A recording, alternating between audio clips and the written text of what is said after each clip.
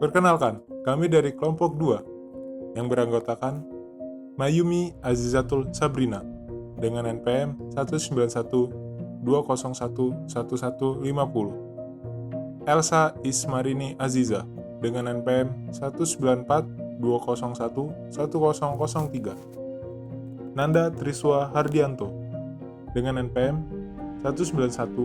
191-201-1263, Taruli Rahmawati Boru Silaban dengan NPM 194-201-1033. Kami dari mata kuliah Praktik Perencanaan Kontrak dengan dosen pembimbing Haji Sepriadi Adhan SH MH.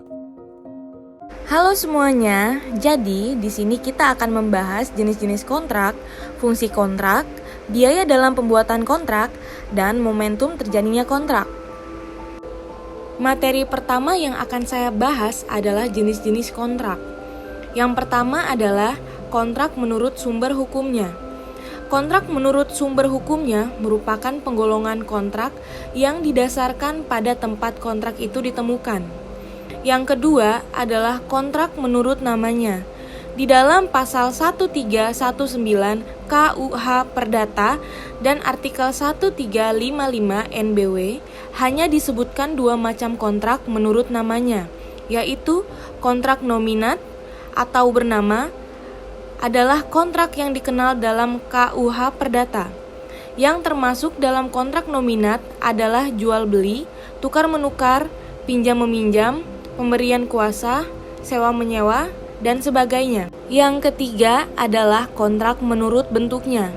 Di dalam KUH Perdata tidak disebut secara sistematis tentang bentuk kontrak.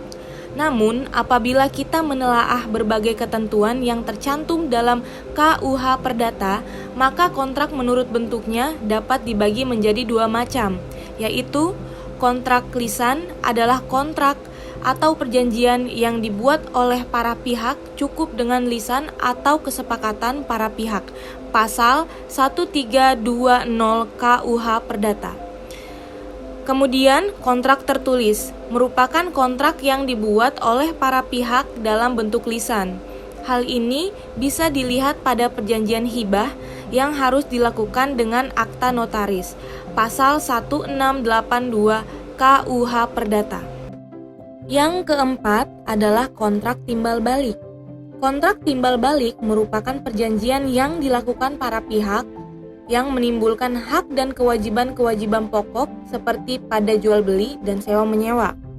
Selanjutnya, yang kelima, perjanjian cuma-cuma atau dengan alas hak yang membebani. Penggolongan ini didasarkan pada keuntungan salah satu pihak dan adanya prestasi dari pihak lainnya.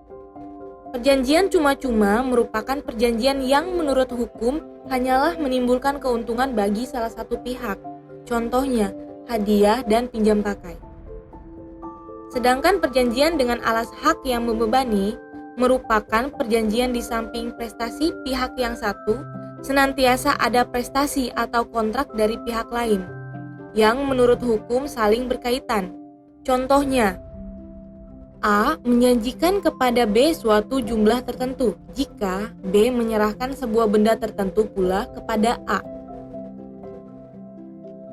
Yang keenam adalah perjanjian berdasarkan sifatnya. Penggolongan ini didasarkan pada hak kebendaan dan kewajiban yang ditimbulkan dari adanya perjanjian tersebut. Perjanjian menurut sifatnya dibagi menjadi dua macam, yaitu perjanjian kebendaan yang merupakan suatu perjanjian yang ditimbulkan hak kebendaan diubah atau dilenyapkan. Hal demikian untuk memenuhi perikatan. Contoh, perjanjian pembebanan jaminan dan penyerahan hak milik. Selanjutnya adalah perjanjian obligator, yang merupakan perjanjian yang menimbulkan kewajiban dari para pihak.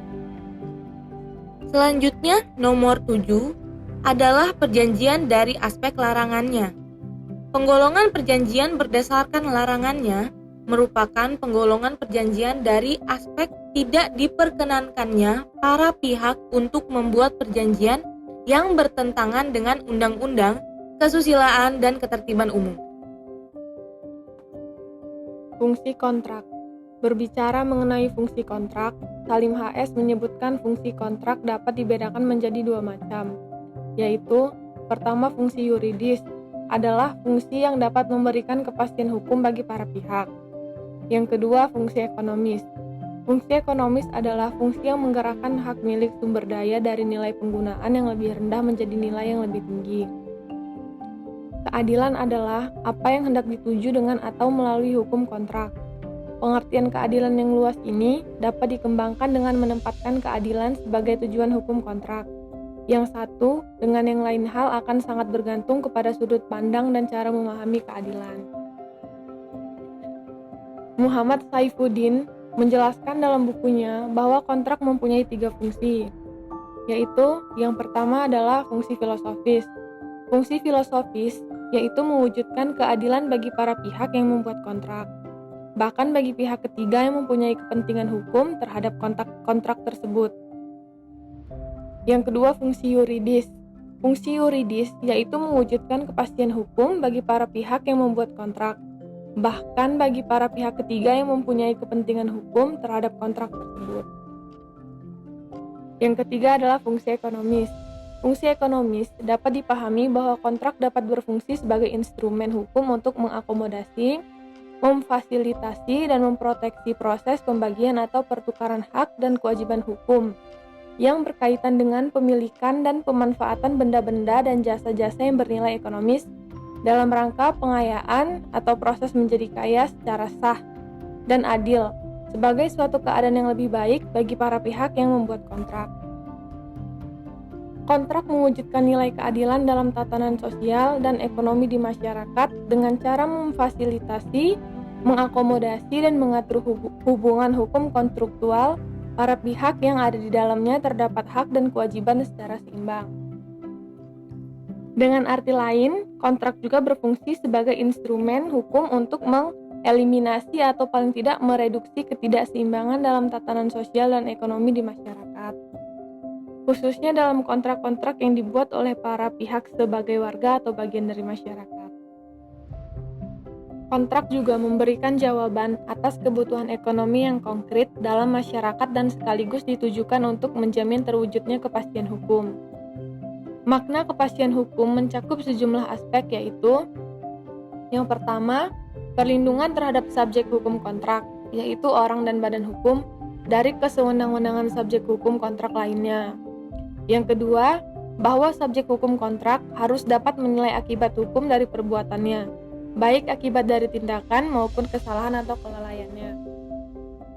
Adapun bentuk-bentuk kontrak dan kekuatan atau nilai pembuktiannya yaitu: yang pertama, kontrak tertulis dalam akta otentik. Akta otentik menurut pasal 1868 KUH Perdata adalah akta dalam bentuk yang ditentukan oleh undang-undang yang dibuat oleh atau di hadapan pejabat yang berkuasa di tempat di mana akta dibuatnya. Jadi, suatu akta disebut akta otentik jika memenuhi syarat-syarat berikut, yaitu akta yang dibuat oleh akta yang dibuat di hadapan pejabat umum yang ditunjuk oleh undang-undang.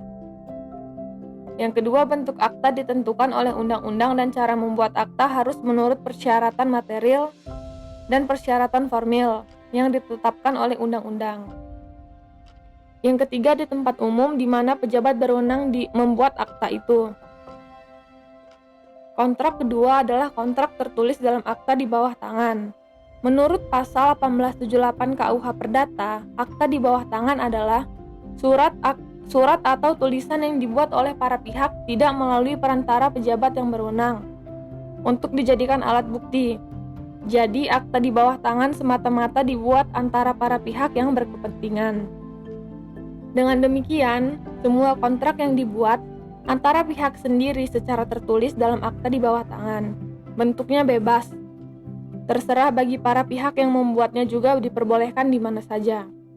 Yang terpenting dalam bagi kontrak tertulis dalam akta di bawah tangan para pihak, di mana akta ini mempunyai kekuatan atau nilai pembuktian sepanjang para pihak mengakui atau tidak ada penyangkalan dari satu pihak di antara dua pihak. Yang ketiga adalah kontrak lisan.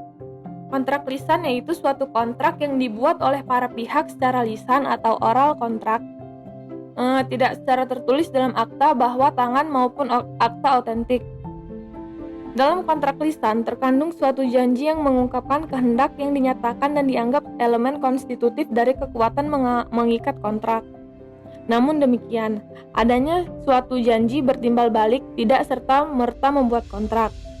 Kontrak baru terbentuk jika ada perjumpaan atau persesuaian antara janji-janji yang ditujukan satu pihak terhadap pihak lainnya. Hukum memperbolehkan para pihak membuat kontrak secara lisan. Namun dalam perkembangan praktik, hukum modern saat ini suatu kontrak yang dibuat secara lisan tidak dapat dipertahankan lagi dalam kaitannya dalam kepentingan pembuktian. Sehingga, kontrak harus dibuat secara tertulis dalam bentuk akta di bawah tangan atau akta otentik yang digunakan sebagai alat pembuktian.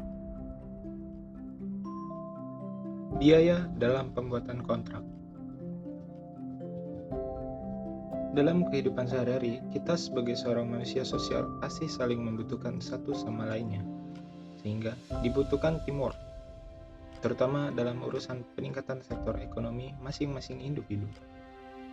Sehingga di sini agar teamwork tersebut bisa terjalin dengan legal dan aman, maka diperlukannya dibuat perjanjian atau kontrak sebelum mengawali teamwork tersebut.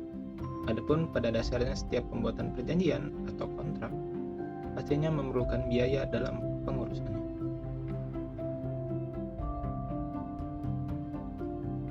Pada dasarnya, setiap pembuatan perjanjian memerlukan biaya. Biaya-biaya itu meliputi 1. Biaya penelitian, yaitu meliputi diantaranya yang pertama, biaya penentuan hak milik yang diinginkan, dan yang kedua, biaya penentuan bernegosiasi. Yang kedua meliputi biaya negosiasi yang diantaranya yang pertama, biaya penyiapan. Kedua, biaya penulisan kontrak.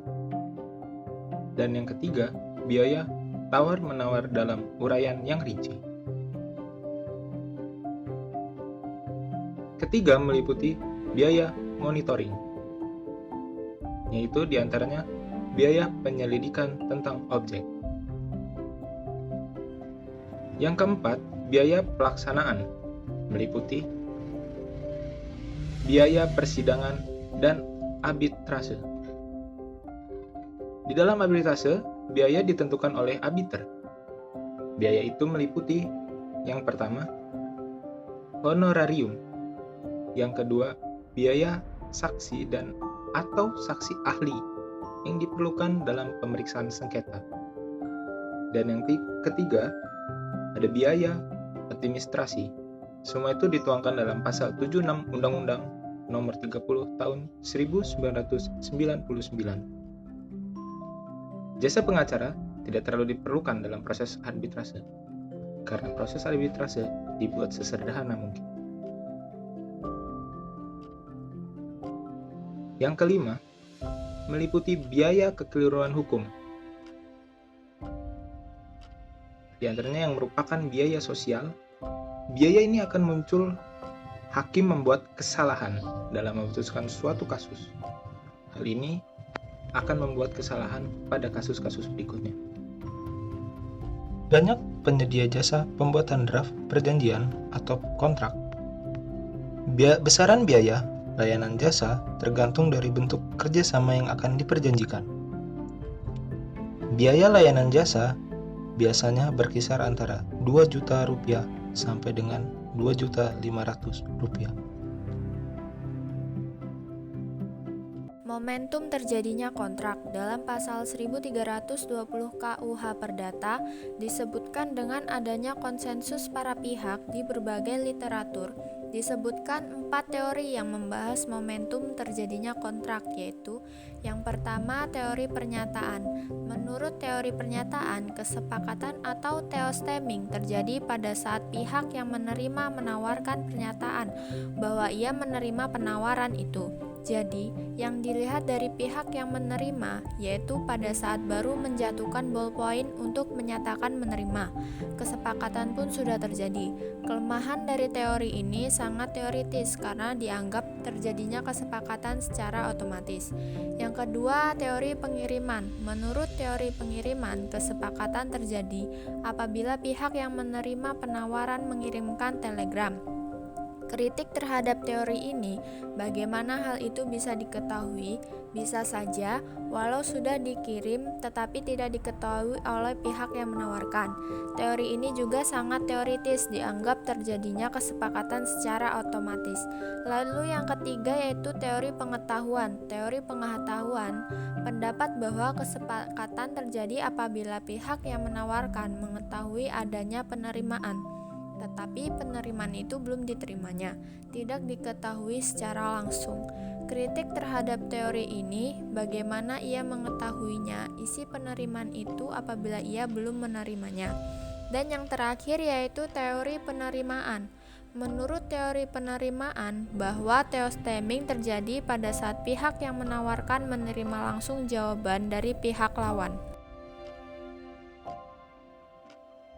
Dari keempat teori tersebut, Pitlow mengungkapkan sebuah teori yang kelima tentang momentum terjadinya kontrak, yaitu Gebjeckiewicz Benaming Theory, yang menentukan adalah saat si pengirim surat dapat menganggap bahwa si alamat telah mengetahui isi surat itu. Telah diketahui bahwa momentum terjadinya perjanjian yaitu pada saat terjadinya persesuaian antara pernyataan kehendak antara debitur dan kreditur. Namun, ada kalanya tidak ada persesuaian antara pernyataan dan kehendak. Ada 3 teori yang menjawab tentang ketidaksesuaian antara kehendak dan pernyataan, yaitu yang pertama teori kehendak, bahwa perjanjian terjadi apabila ada persesuaian antara kehendak dan pernyataan. Apabila terjadi ketidakwajaran, kehendaklah yang menyebabkan terjadinya perjanjian. Yang kedua yaitu teori pernyataan. Menurut teori ini, kehendak merupakan proses batiniah yang tidak diketahui oleh orang lain. Akan tetapi yang menyebabkan terjadinya perjanjian adalah pernyataan. Dalam praktiknya menimbulkan kesulitan seperti bahwa apa yang dinyatakan berbeda dengan yang dikehendaki. Yang ketiga yaitu teori kepercayaan. Menurut teori ini, tidak semua pernyataan menimbulkan perjanjian, tetapi pernyataan yang menimbulkan kepercayaan saja yang menimbulkan perjanjian. Ada 3 alternatif pemecah dari kesulitan yang dihadapi dari ketiga teori di atas, yaitu yang pertama dengan mempertahankan teori kehendak, kedua dengan tetap berpegangan pada teori kehendak, dan yang ketiga penyelesaian dengan melihat pada perjanjian baku. Cukup sekian pembahasan dari kelompok kami. Terima kasih atas perhatiannya dan semoga materi yang telah kami bahas dapat memberi tambahan ilmu buat teman-teman sekalian. Apabila ada kesalahan atau kekeliruan dalam penjelasan materi, kami mohon maaf atas perhatiannya. Kami ucapkan terima kasih. Wassalamualaikum warahmatullahi wabarakatuh.